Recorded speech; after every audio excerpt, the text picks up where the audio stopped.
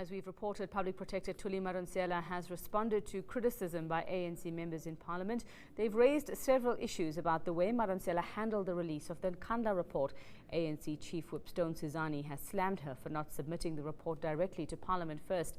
He's also accused her of calling an interministerial task team that investigated the upgrades a little committee of ministers. She has denied this. Madonsela joins me now on the line from Pretoria. Advocate Madonsela, good morning and thank you for joining us on Morning News today. Firstly, are you surprised by this latest criticism coming from the ANC?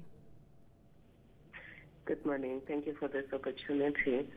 I am surprised, especially because it's coming from a member of Parliament, and Parliament has a duty to protect this institution from unfair criticism. Valid criticism is necessary and welcome, but unfair criticism is wrong.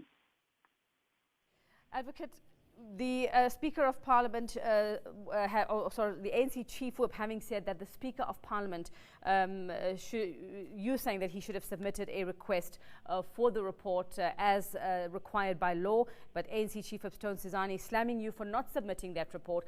By law, when should the Speaker of Parliament actually have requested that report from you? The submission of a report to Parliament is regulated by law. As I've indicated, it's Section 8 of the Public Protector Act, and in the case of this report, it's Section 8 of the Public Protector Act. And also, we have to take into account Section 3 of the Executive Members' Ethics Act. The Speaker may request this report anytime. However, in this particular case, he need not do so because Section 3(5)(a) of the Executive Members' Ethics Act says that the President must, within a reasonable time, but not later than 14 days, after receiving a report on a Cabinet member or Deputy Minister referred to in subsection 2, submit a copy of the report and any comments thereon, together with a report on any action taken or to be taken in regard thereon, in regard thereto, to the National Assembly. As I've indicated, my understanding is that the President will submit the report together with his comments on what action he intends to take to the Speaker of the National Assembly within 14 days. I didn't see any reason to do it in terms of Section 8 of the Public Protector Act, and the Speaker may request it if he wants to in terms of the same section. So, Advocate Madonsela, it seems that there has been, well, I wouldn't know if you would term it quite a bit of damage now in the relationship or just the dealings that you've had with the ANC and now also with Parliament. Are you going to attempt or request that there be any kind of meeting to mend this relationship?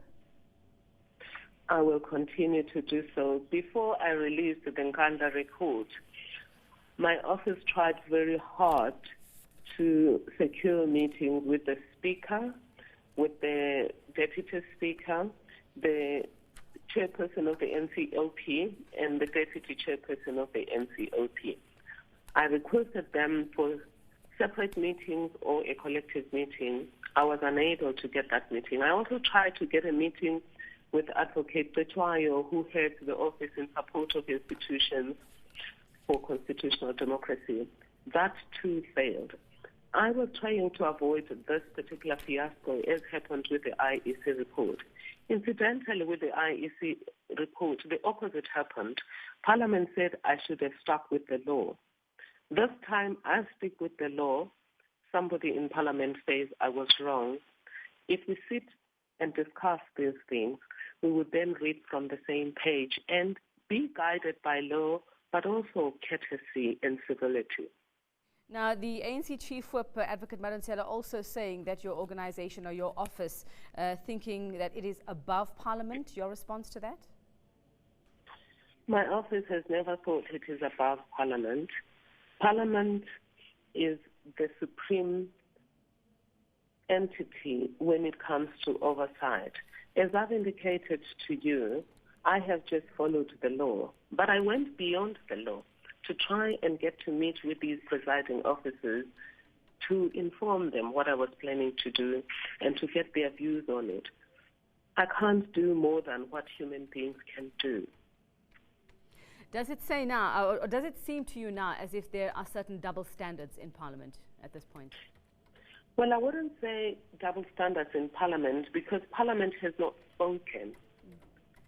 A member of Parliament individually has spoken, claiming to represent one organization in Parliament. It would be unfair to attribute his comments to Parliament. Advocate Madonsela, finally, what do you see as the way forward here on this issue? I'm just going to ask for members of the Parliament again to please read my comments before making any disparaging remarks against me. I've been said to have said things that I didn't say. The comments he attributes to me are not true. All I have said is that there is a committee that was appointed by a minister of officials, and certainly you can't compare that to the decision of a constitutional institution. I'm requesting people to please read my comments, specifically if they are written. Secondly, read the law and the Constitution before we make these comments. And thirdly, if there's a way of talking to me about it before you go and make comments that later you are not going to retract, please speak to me, because people keep making these attacks. It started 18 months ago, it continues. After that, people talk to me quietly, but they don't go back to say, we were wrong, we didn't read before we attacked. All right, thank you very much for your time. That's Public Protector Thuli Madonsela on Morning News Today. Know more about your world. eNCA.com